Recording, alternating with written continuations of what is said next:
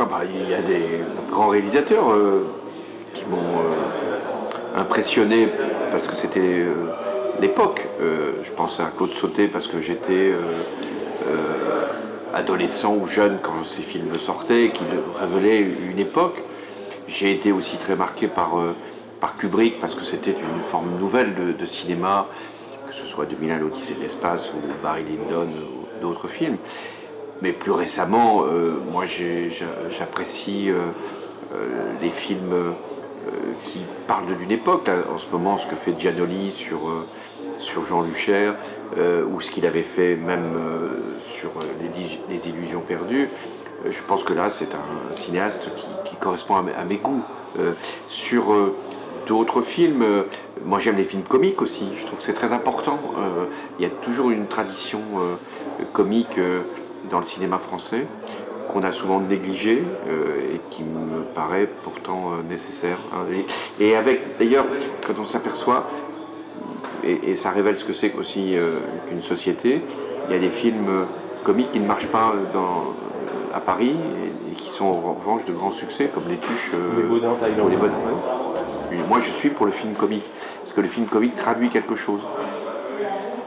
Est-ce qu'il y a un film que vous pouvez voir et revoir sans jamais vous lasser? Un jour sans fin. Un jour sans fin.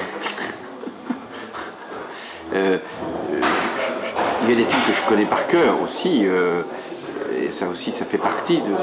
Par exemple, Spartacus de Kubrick, que j'avais vu dans cette salle de l'Omnia quand j'étais enfant. J'ai pu le revoir des dizaines de fois en étant ému à chaque fois par certaines scènes, ou des films comiques que je trouve, par exemple, Le Dîner de cons est un film dont on connaît pratiquement toutes les répliques et qui vous fait rire encore aujourd'hui. Donc c'est ça la force d'un film comique, c'est que vous ne vous lassez pas. Ça peut être vrai aussi des films de Funès fut un temps. Vous connaissez parfaitement les scènes, vous savez ce qui va se passer, comme Le Grand Restaurant, et ça vous fait rire.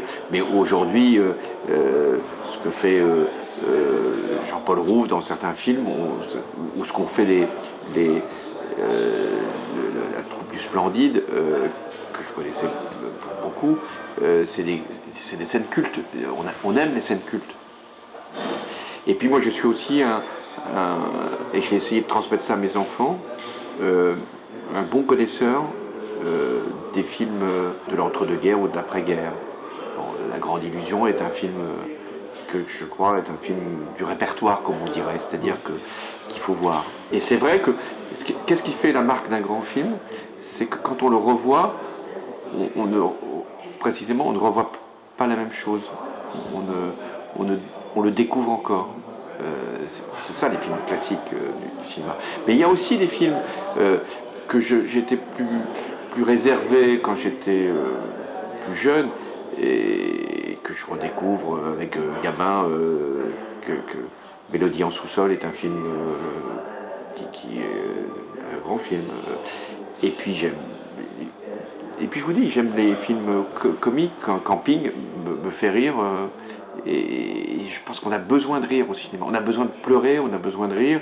Et puis il y a un nouveau cinéma qui arrive avec Quenin, etc. Donc c'est ça le cinéma, c'est qu'il se renouvelle en permanence tout en ayant des archétypes. C'est-à-dire que le film est nouveau dans sa réalisation, il est nouveau bien sûr dans ses acteurs, mais les ressorts sont les mêmes. C'est-à-dire c'est soit des ressorts où on va, comme dans le film qui a été césarisé sur l'attachement, c'est des films où on va sur le registre de l'émotion, de situation personnelle, familiale, et des films comiques dans une tradition, dans une veine très française.